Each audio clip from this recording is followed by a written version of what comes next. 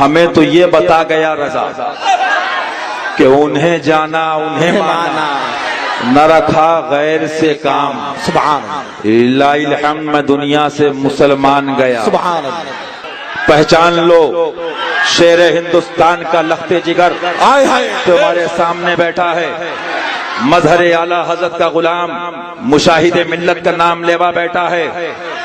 یہ عورتوں والی بات،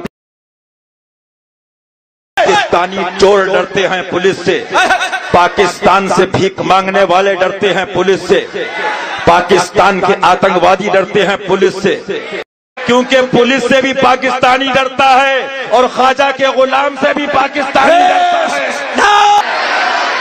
ڈرو تم، کیونکہ تمہارے ابا دادا دیش کو بانٹ گئے، ہم کیوں ڈرے؟ نہ ہمارے باپ نے پاکستان کو مانا، نہ ہمارے بڑے ابا نے مانا، نہ ہمارے جد امجد نے مانا۔ تو میاں یہ تو شکر ادا کرو اور احسان مانو مظہر اعلیٰ حضرت کا، ورنہ تم بھی پاکستان میں کرکٹ کھیلتے ہوتے۔ ہاں، یہ جو رہنا نصیب ہندوستان میں ہوا صدقہ ہے پیلی بھی شریف۔ تو میں کھلے طور پہ میڈیا نوٹ کرے، ارے میاں ہماری تصویر تو تھانے میں لگا دو، پاکستانی بھاگ جائے گا۔ سبحان اللہ، سبحان اللہ۔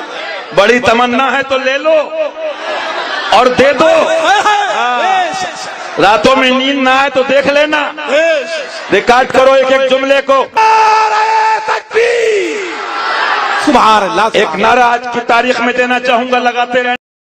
خواجہ کا نعرہ لگائیں گے، پاکستانی بھگائیں گے، خواجہ کا نعرہ لگائیں گے، پاکستانی بھگائیں گے۔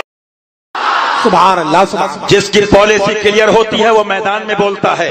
میں پوچھنا چاہتا ہوں، اسی ہندوستان کے بمبئی شہر کے اندر سب سے بڑی شخصیت کون سی ہے جس نے آج سے 20 سال پہلے کہا تھا، اے بمبئی کے اماموں پاکستان کی تنظیم سے دور رہو، اے بمبئی کے مولویوں پاکستان کی تنظیم سے دور رہو، اے ٹرسٹیوں پاکستان کی تنظیم سے دور رہو۔ لیکن دال روٹی کے لیے، مرغا بوٹی کے لیے تم نے شیر ہندوستان کی نہ سنی، تو نہ سنی تو ان کا کیا بگاڑا؟ تمہارا انجام معلوم ہے۔ تم 20 سال سے یہی کہتے رہے، خرابی کیا ہے، خرابی کیا ہے، خرابی کیا ہے، خرابی کیا ہے۔ اب جب جیل میں تمہارے ہاتھ میں رکابی آئی تو خرابی معلوم ہوگی۔ بہت دن تمہیں وہ دن آنے والے ہیں جو ہم نہیں میاں، کیونکہ دیش کے لیے، ایمان کے لیے ہم نہ جیل سے ڈرتے ہیں نہ بیل سے ڈرتے ہیں، لیکن ہم یہ کہتے تھے اور کہتے رہیں گے، ہندوستان خواجہ کا ہے، ہم خواجہ کا کہ میں چاہتا تھا اس کو بچا لوں کسی طرح، بے شک میں چاہتا تھا اس کو بچا لوں کسی طرح، افسوس اس نے ہی مجھ کو قاتل سمجھ لیا۔ ارے ہم سے بات کرو گے؟ ہمارے سرکار نے تو یہاں تک قانون سکھایا کہ یہ کالے جھنڈے دکھانا، اس سے احتیاط کرو، منع کیا۔ یہ مارکیٹ محلے بند کرنا، بازاروں کو بند کرانا، غریبوں کو کاروبار پہ اثر ڈالنا، سرکار نے فتویٰ دیا، منع فرمایا۔ جب جب حضور مظہر سرکار نے محبت اور ایمان کی لڑائی لڑی تو پاکستان کے بٹوارے کی تاریخ اٹھا کے دیکھو کہ آج بھی تم کو کہنا پڑ رہا ہے کہ حضرت حق پہ تھے۔ بے شک، بے شک، یہ ماننا پڑ رہا ہے۔ اور یہ نہ کہو تو جاؤ پھر کھیلو کرکٹ، اگر یہ نہ کہو تو اندر جاؤ۔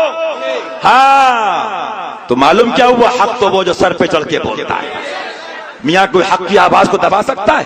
مسلک اعلیٰ حضرت پاکستانی تنظیم مرد آباد، عشق محبت، عشق محبت۔ یہ بات آپ سے کہنا چاہوں گا، آپ شریعت کے مطابق زندگی گزاریے اور اعلیٰ حضرت سرکار کے اس مشن پہ رہیے کہ میرا دین و مذہب میری کتب سے ظاہر ہے۔